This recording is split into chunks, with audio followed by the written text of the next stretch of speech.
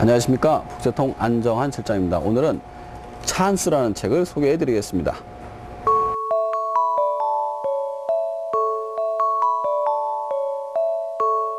이 책은 타쿠야라는 젊은이가 멘토를 만나서 부자의 길로 간다는 소설식 자기계발서가 되겠습니다.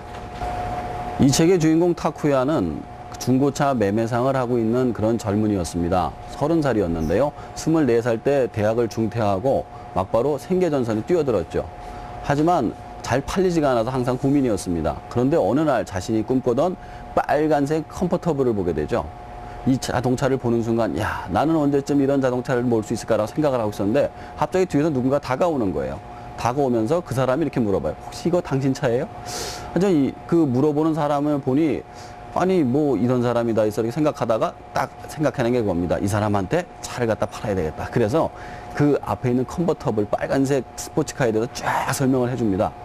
그리고 나서는 자기 명함을 넘기죠. 나중에 혹시 기회가 되면은 와서 차 한 대 사시라고.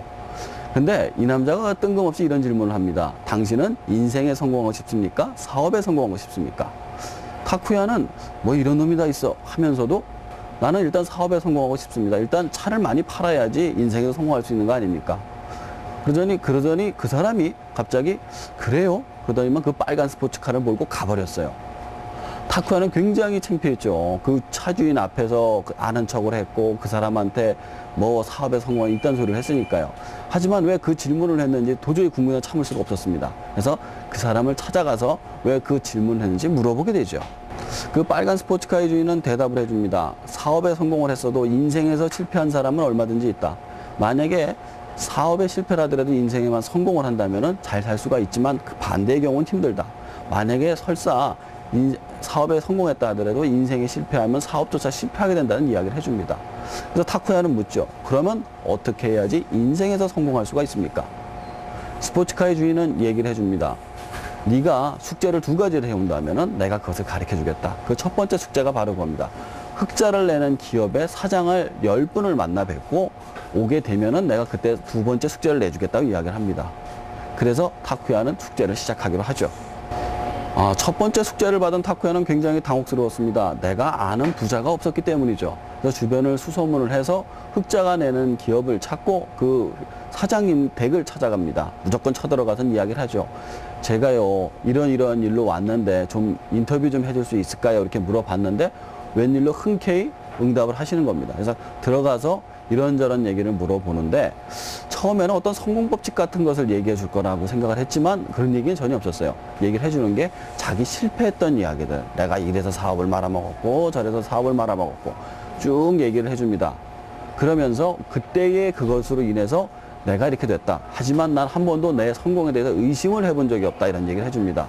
더군다나 나머지 9명에 대해서 자기가 섭외를 해가지고 가서 만나보라고 쪽지까지 주게 되죠. 그래서 타쿠야는 나머지 9명까지 만나게 되는데 그 과정 중에서 비싼 고급 중고차를 2대까지 팔게 됩니다. 그래서 이 모든 것을 종합해 보니까 타쿠야가 느낀 것은 그거죠. 이 사람들은 운명은 자기 손에 있다는 생각을 하고 있었다는 사실입니다. 그럼 2번째 숙제는 무엇이 있을까요? 그것은 정반대의 숙제였습니다. 그것은 바로 노숙자들과 일주일간 생활하다 오는 것이었습니다. 타쿠야는 의심이 가기 시작했죠. 도대체 성공하는 일에 실패자들의 이야기가 뭐가 필요한가? 라고 말이죠. 그래서 타쿠야는 그들에게 접근하기 위해서 일부러 허름하게 입고 먹다 남은 맥주를 들고 그들에게 다가갑니다. 그래서 다가가면서 얘기를 하죠. 당신들은 어떻게 이렇게 됐어요? 이렇게 물어봤는데 굉장히 놀라게 돼요. 그들 대부분이 대학을 졸업한 고학력자에다가 좋은 그 회사를 다니던 사람들이었던 것이죠. 심지어는 잘 나가는 중소기업 사장도 있었습니다. 하지만 그들 모두가 거품 경기가 빠지면서 일본에도 IMF 같은 게 있었거든요. 그때 한꺼번에 거리로 내몰렸던 것이죠. 근데 그들은 항상 생각하는 게 그겁니다. 이게 잘못된 건 내가 회사에서 쫓겨나고 회사가 망하고 이런 것들은 전부 다 내 능력 밖의 일이었다. 외부의 영향으로 인해 가지고 어쩔 수 없이 운명같이 내가 이렇게 됐다라는 생각을 다 같이 갖고 있었던 것입니다. 타쿠야는 여기서 성공하는 사람과 실패하는 사람의 차이를 알게 되는데 성공하는 사람은 운명은 내 손에 있다고 생각을 하고 실패하는 사람은 운명은 내 손이 아니라 외부에서 결정된다는 사실을 알게 됩니다. 자, 그 빨간 스포츠카의 주인은 타쿠야에게 더 이상 뭔 얘기를 해주는 것이 아니라 이제 사업에 관한 직접적인 이야기를 해줍니다. 사업의 비밀을 이야기해 주는데요. 사업의 비밀은 그것입니다. 바로 쾌락과 고통이죠. 모든 사업은 두 가지로 나눌 수가 있습니다. 쾌락을 주는 사업과 고통을 덜어주는 사업. 일반적으로 사람들이 사업을 하기에는 그러니까 서비스업을 생각하면 쾌락을 주는 사업을 생각합니다. 음식점이라든가 노래방이라든가 이런 것들을 생각하는데, 이런 쾌락을 주는 사업은 불황이 오면 다 쓰러질 수밖에 없다는 거죠. 왜냐하면 불황이 오게 되면 사람들은 고통을 느끼게 되고 고통을 덜 수 있는 방법을 찾게 되기 때문이죠. 그래서 나온 것이 바로 그 종교라든가 의료라든가 같이 사람들의 고통을 덜어줄 수 있는 서비스인 겁니다. 타쿠야는 그쪽 계통의 이제 사업을 시작하게 되는데요. 그 내용을 한번 책을 직접 읽어보시는 게 좋을 것 같습니다. 저는 이런 종류의 책을 읽으면서 항상 궁금한 게 있었어요. 도대체 멘토들은 돈 한 푼 안 받으면서 왜 이런 젊은이들을 도와줄까?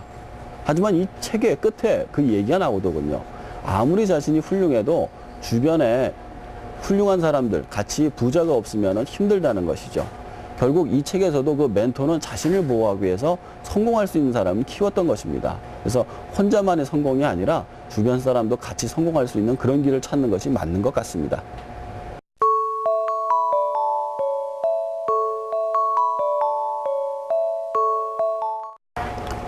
오늘의 추천 도서는 내 맘대로 느낀 대로 일본 이야기가 되겠습니다. 우리가 가깝지만 너무 모르는 일본에 대해서 아주 자세하게 써 있는 책이니까요. 읽어보시면 좋을 것 같습니다.